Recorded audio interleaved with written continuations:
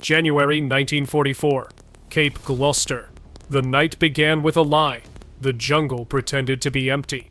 For hours the rain drummed against the canopy with such relentless force that even veteran Marines began to wonder if the weather itself might smother the expected attack. The downpour blurred vision into a gray curtain, erased footprints before they formed, and drowned every sound under a constant metallic roar. But beneath that roaring surface, beneath the water, the mud, the layered rot of Cape Gloucester, something moved, something large, something gathering. January 1944 had turned New Britain into a furnace of damp heat and nerve-shredding silence.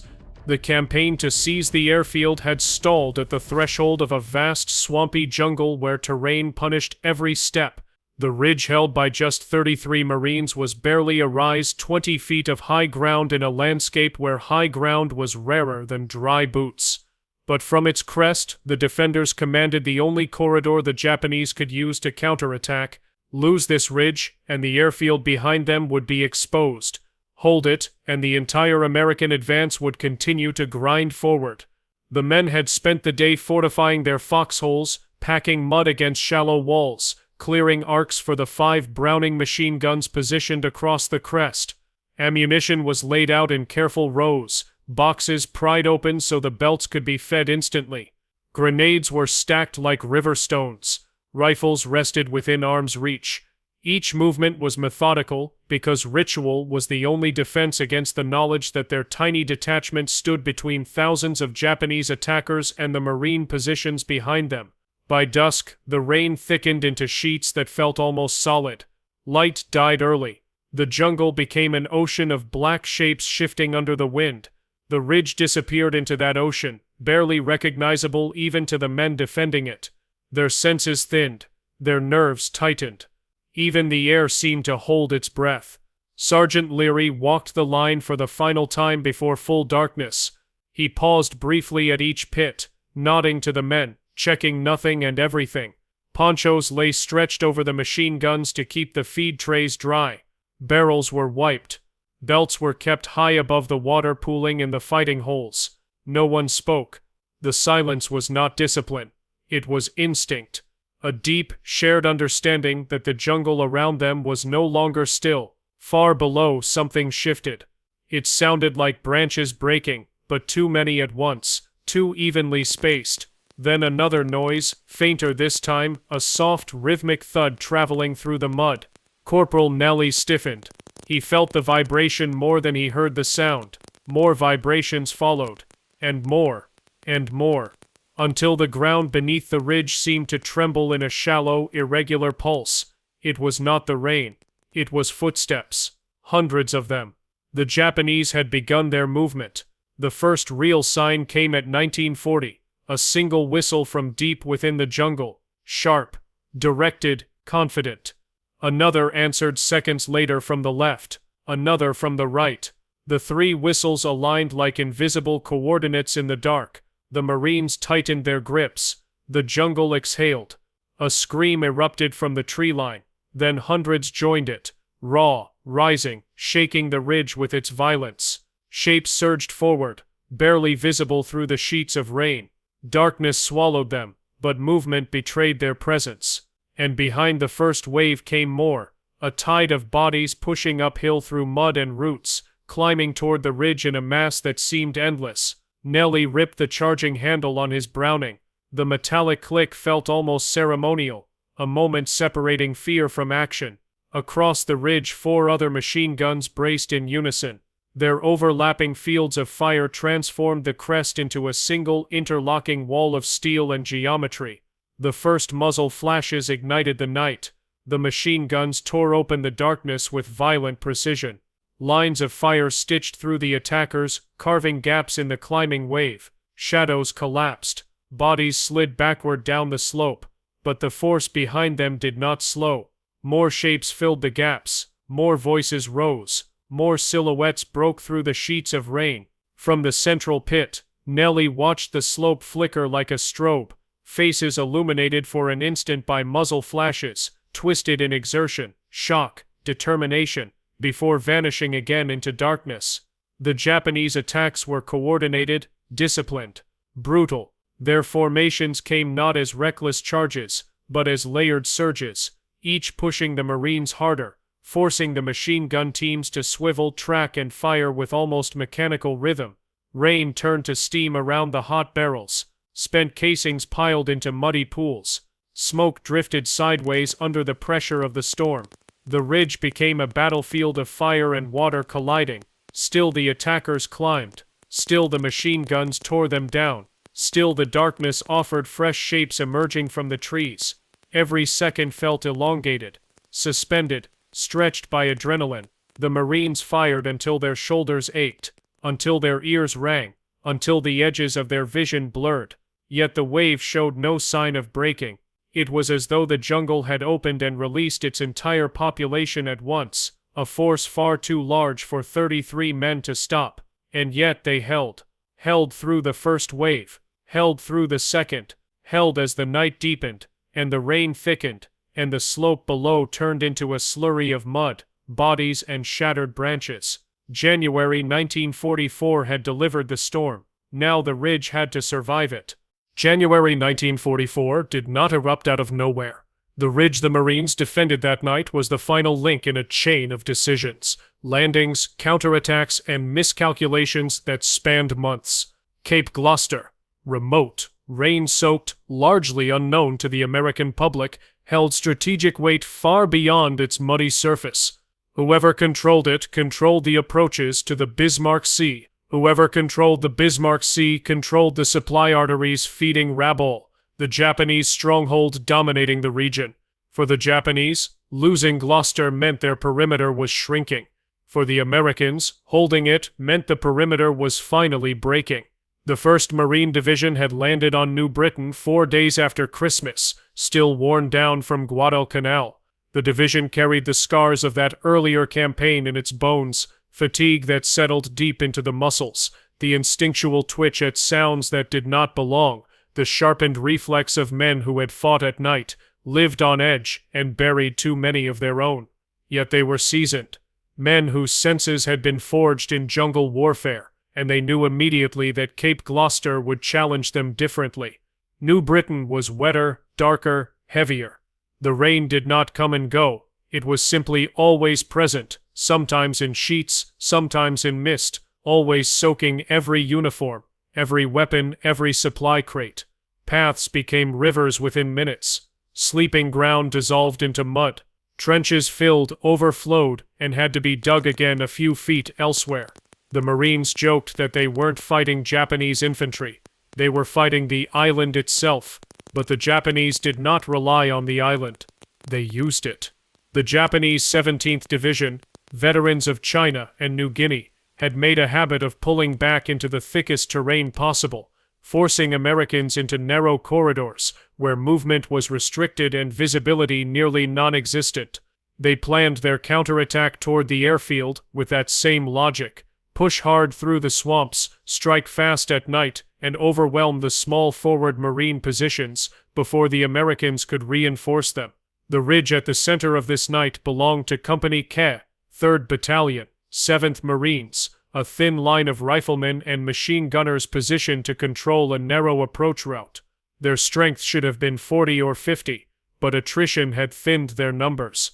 Malaria, exhaustion, trench foot, and the unrelenting grind of jungle combat had carved the company down to a small hardened core. 33 of them held the ridge on the night in question.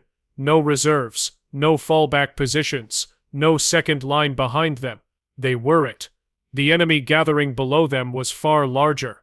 Japanese intelligence estimates varied, but most accounts placed the attacking force between 2,000 and 2,700 infantry, elements of the 53rd and 141st Infantry Regiments. Their officers had studied the terrain carefully. They knew the ridge was small. They knew the defenders were few. They also knew the Marines had machine guns covering the slope, and that the only way to break through was to come in numbers, through darkness and with relentless pressure. The Japanese battalion leaders believed in frontal shock, night charges using whistles, grenades, and the momentum of massed infantry. They had used the tactic before, on other islands, often with brutal success, But on this ridge, they would face Marines who had learned how to fight in such chaos. The Browning M1919 machine guns positioned along the crest were the backbone of the defense. Each gun had a clear field of fire angled downward, its legs braced against sandbags or tree roots, its ammunition stacked within arm's reach. The crews had practiced firing arcs so frequently that they could track targets blindfolded, adjusting elevation by instinct to compensate for the slope. Riflemen filled the gaps between the guns, supporting with Springfield and Garand fire whenever the machine guns paused to reload or cool. American doctrine emphasized fields of fire. Japanese doctrine emphasized closing the distance. The ridge would become the collision point of these doctrines, shaped by the visibility, the rain, and the determination of both sides. Behind the ridge lay the objective, the Cape Gloucester airfield, still under development but already valuable. It was a launching point for Allied air operations deeper into the Bismarck archipelago. Control of the airfield meant control of the skies over Rabaul, and control of those skies meant the isolation of one of Japan's most important forward bases.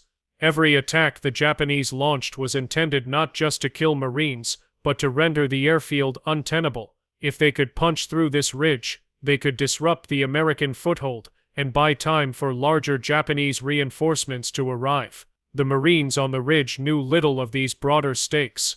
What they knew came from the ground, how the soil felt when it shifted under their boots, how the rain muted everything except the occasional unnatural sound, how the jungle absorbed light so completely that darkness seemed thicker here than anywhere they had fought before.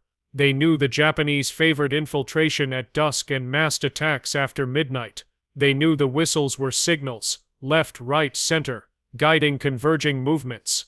They knew the ground below them funneled attackers into a narrow band, where machine guns could work efficiently. They knew that if they fired too early, their barrels would overheat before the real push came. If they fired too late, the Japanese would be at the crest before the Browning crews could respond. All of this shaped the mindset of the defenders as night deepened. They were not afraid of the Japanese. They were afraid of being overwhelmed, not killed, but overrun, buried under force of numbers. In jungle combat, a position that held for an hour might collapse in a minute. A line that seemed unbreakable at dusk could dissolve by midnight. The Marines checked their weapons again, counted their grenades again, felt the soil shift under their palms again. Each small action was a reminder that they had no margin for error, that their strength was measured not in numbers but in discipline, angles, and ammunition. Behind them, the airfield lay silent and dark under blackout. Ahead of them, the jungle pressed closer with every hour. By the time the first Japanese whistle cut through the night, everything that mattered had already been decided. The world that led to this moment had narrowed to 33 men on a ridge, facing an army moving silently through the blackness below. They had taken their positions. They would not leave them. The ridge felt different after the whistles. The jungle did not so much awaken as reorganize itself, as though thousands of shapes were shifting behind a curtain the Marines couldn't lift. The rain thickened into a steady roar, masking the precise position of the advancing force, but not its mass. Something vast was pushing through the trees, something coordinated, aware, and determined. The Marines could not see the attackers yet, but they felt the pressure building below, like a wave pulling back before slamming forward. The first contact did not come from the center. It came from the far left, announced, not by movement, but by a sudden absence of rain, a brief space where the sound of water striking leaves was interrupted. In that instant, the men on the left flank understood that bodies were slipping through the undergrowth, disturbing the rhythm of the storm. 1 second later, the ridge exploded into motion. A flare streaked upward from the Marines' rear positions, bursting into white light that cracked across the landscape like a lightning flash. For a fraction of a second, everything became brutally clear. The slope below was alive with movement, hundreds of figures surging upward, rifles held high, bayonets glinting despite the downpour. Mud sprayed with every step. Branches snapped. Shadows became human forms, not just one wave but several, layered, stacked, climbing in disciplined lines. The Marines did not wait. They couldn't. As soon as the flare lit the slope, the machine guns opened fire. 5 Browning M1919 sink erupted at once, their combined roar rolling across the ridge like continuous thunder. Tracer rounds carved bright arcs through the rain before disappearing into the dense mass of attackers. The slope lit up in pulses, bursts of orange and white, each revealing more shapes tumbling backward as rounds punched through them. The recoil of the guns shook the pits. Empty casings poured down the sloped floors of the foxholes, clattering in metallic waterfalls.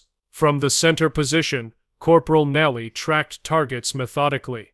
His gun swept left to right, then right to left, bursts timed to prevent overheating. He did not see faces. He saw movement, angles, clusters. He fired into the densest parts of the wave, where the Japanese seemed to multiply, reform, and climb again through the bodies of their fallen.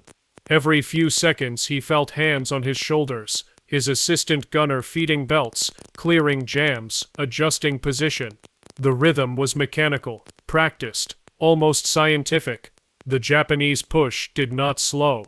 They absorbed losses with staggering resolve, continuing to climb even as the Browning fire cut into them. Their officers moved behind the first wave, pushing the formation upward, signaling direction changes through whistles that cut through the storm's roar. A second flare burst overhead, revealing the terrifying truth. The attackers were not coming up a single slope. They were coming up 3 left, center, right. The ridge was being tested everywhere at once. On the right flank, the Marines fired into a tangle of bodies so dense that the slope seemed to rive. Japanese grenades arced through the darkness, landing in wet bursts that flung mud into the air. Riflemen crouched low, firing between machine gun bursts, picking off climbers who had slipped into the blind spots. A BIR gunner braced himself against a fallen tree and unleashed controlled fire into a group pushing up a narrow channel between rocks. For every man who fell, another appeared behind him. The slope was absorbing men faster than the guns could cut them down. In the center, Nelly's weapon jammed, an inevitable fate in such conditions. Mud, rain, and overheated metal combined to create friction that stopped the bolt mid-cycle. For a heartbeat, the Browning fell silent. In that heartbeat, Japanese infantry surged toward the gap, desperate to exploit the pause. Nelly didn't curse. He didn't panic. He simply did what machine gunners were trained to do. His assistant gunner ripped the belt free and pulled the cover open. Nelly's fingers worked blind inside the steel frame, clearing the chamber with practiced motions. He heard shouting from the riflemen nearby, as they increased their rate of fire to compensate. He felt the slope tightening like a fist around his position. The bolt snapped forward. The Browning roared again. The relief was immediate.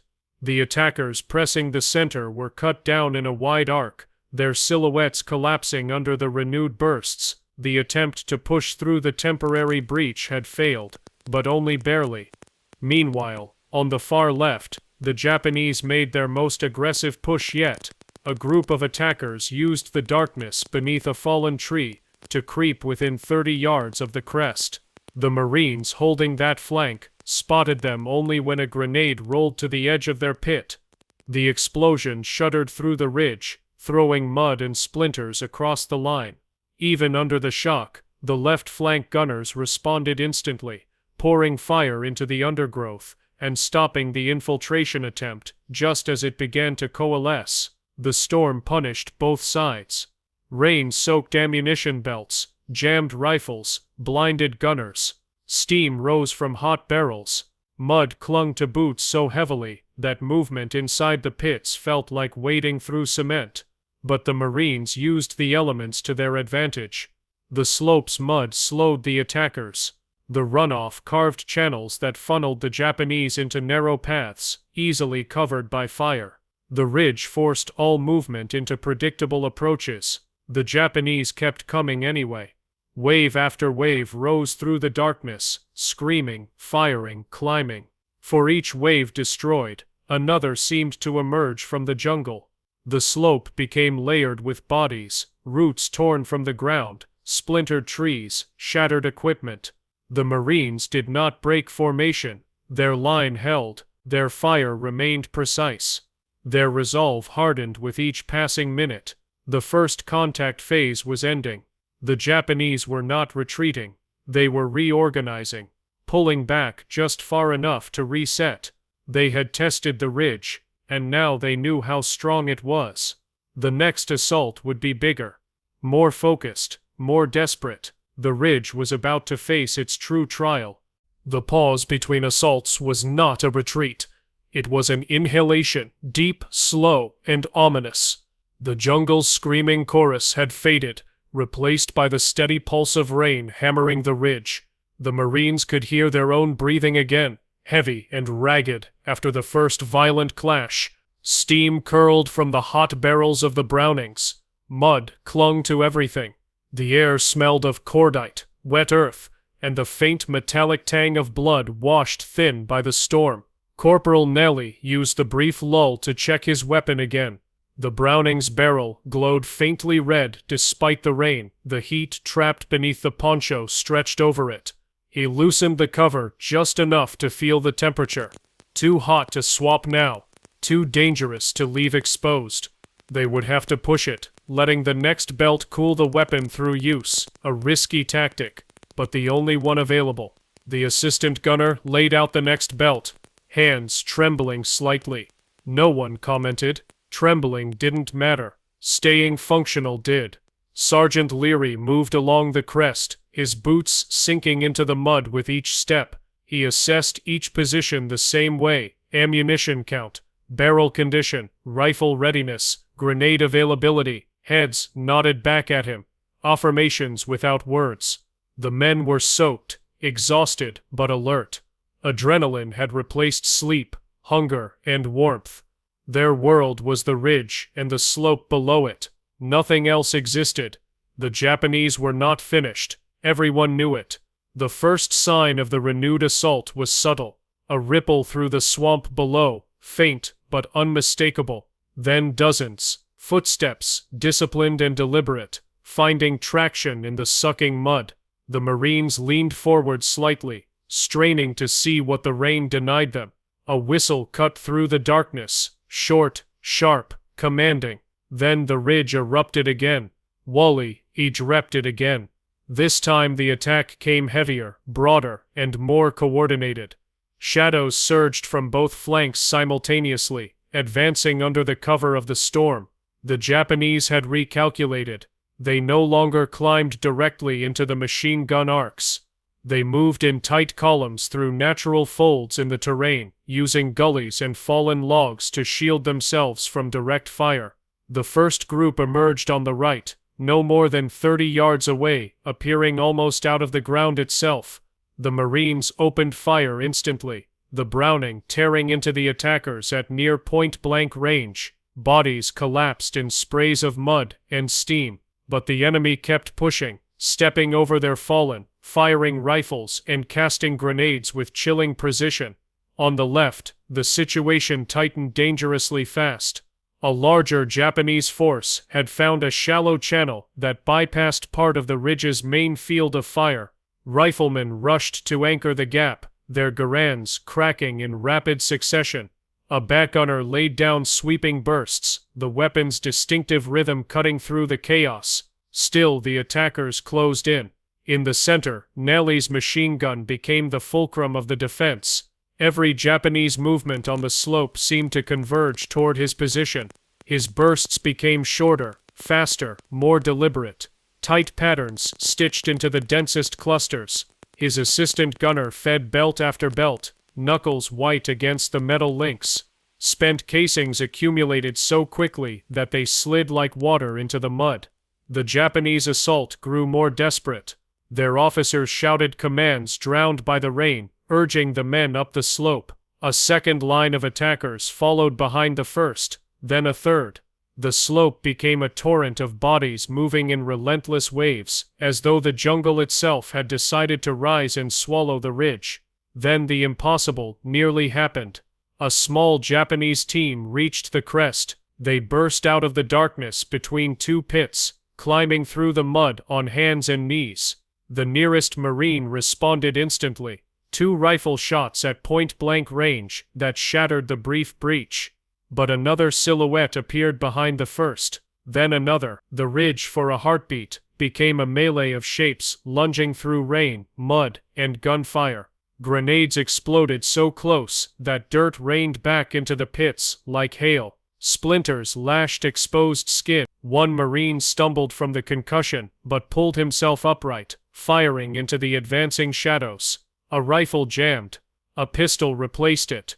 The line held barely until the Browning crews reoriented, pivoting their guns to sweep the breach with short, violent bursts.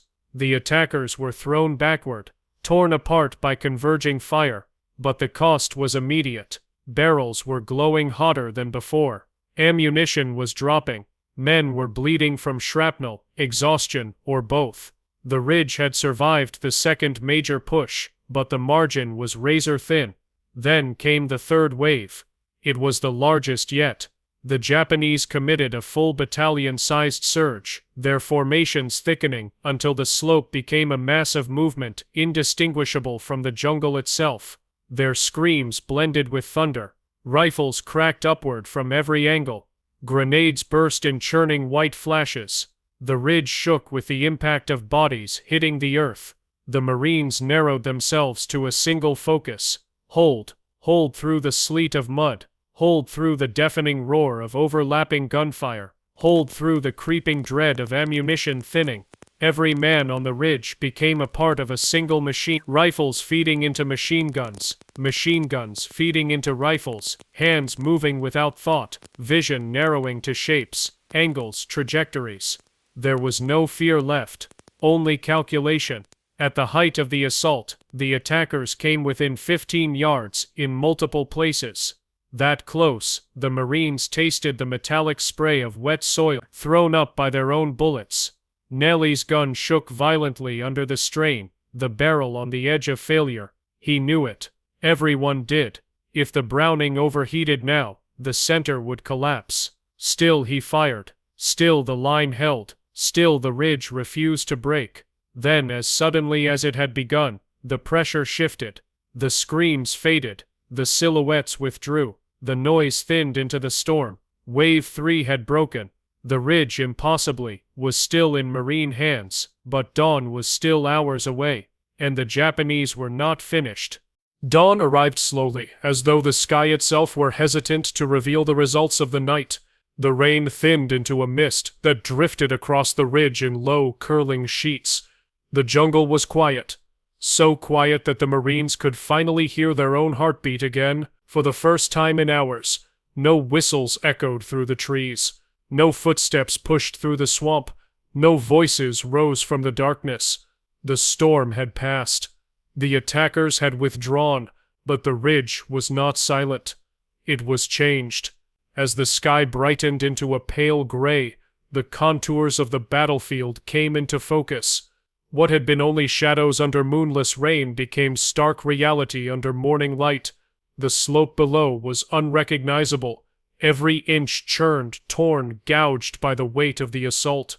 Mud mixed with shattered branches. Grenade craters filled with water. Rifles, helmets, and torn webbing lay scattered across the incline like debris from a shipwreck. Then the bodies came into view. They lay in layers down the slope, hundreds deep, some half buried in mud, some frozen in mid-climb. The Japanese had come in numbers so vast that the ground itself seemed paved with their fallen. The rain softened the outlines of their uniforms, turning them into muted shapes blending with the earth. Their rifles pointed upward, as if still reaching for the ridge they could not take. Sergeant Leary walked the line without a word.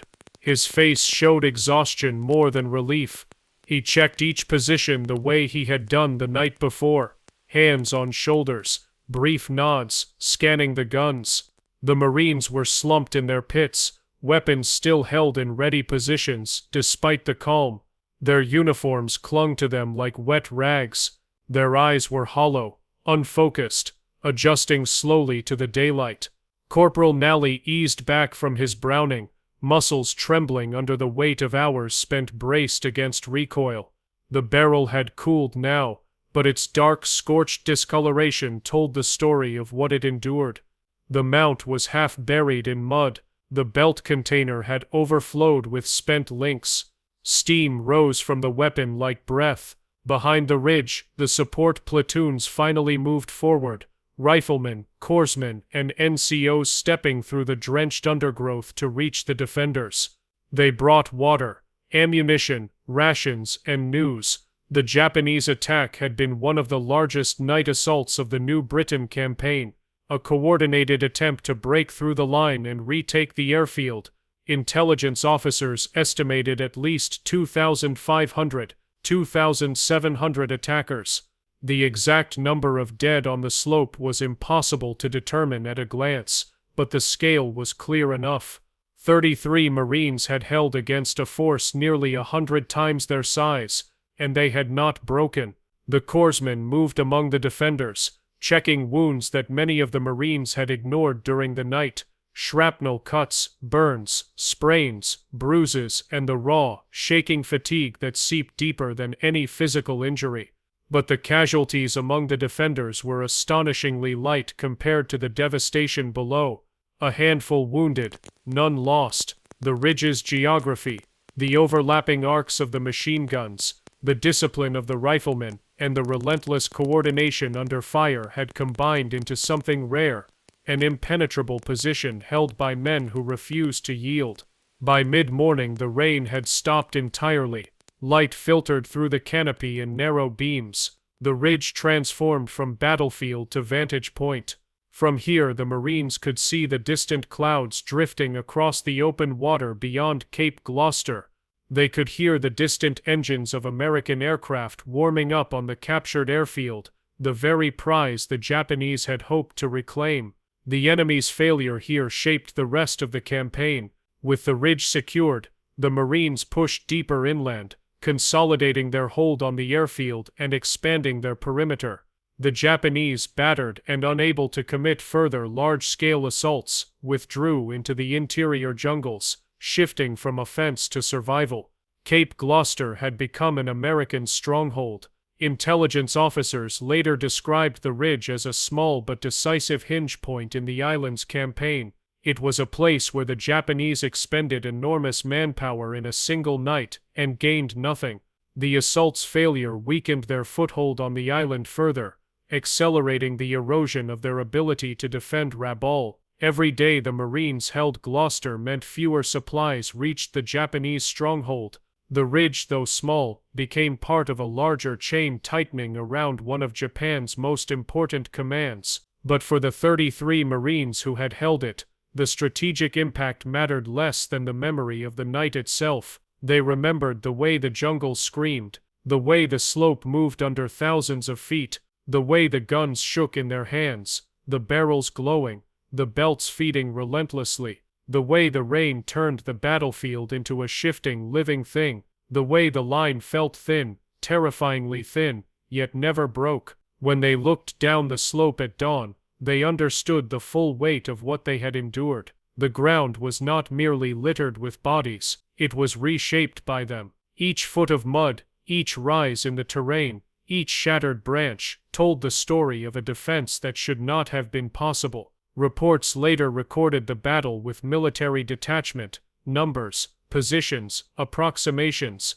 but those formal accounts could never fully capture the sensation of the ridge that night. The claustrophobic darkness, the wet roar of rain swallowing sound, the proximity of death with every wave, the narrowness of survival. The Marines did not speak about their fear. They did not need to. The ridge itself had absorbed it, along with everything else the night had demanded. Cape Gloucester became another line in the long, complex ledger of the Pacific War, a campaign overshadowed later by larger landings and more famous battles. But among those who fought here, the ridge remained unforgettable, a place where the equation of war, numbers, terrain, firepower, had inverted itself through the will and discipline of a handful of men. As the sun climbed higher, casting full light across the broken slope, the Marines finally stepped from their pits, stiff, silent, unsteady. They stretched their legs for the first time since dusk. They did not celebrate. They did not cheer. They simply stood, gazing down at the ground they had held. A ridge, no wider than a fragment of land on a map, had become a monument to what a few determined men could withstand, and to what they could stop. The Japanese would never again mount an assault of this scale at Cape Gloucester. The ridge had held once. It would never be tested again.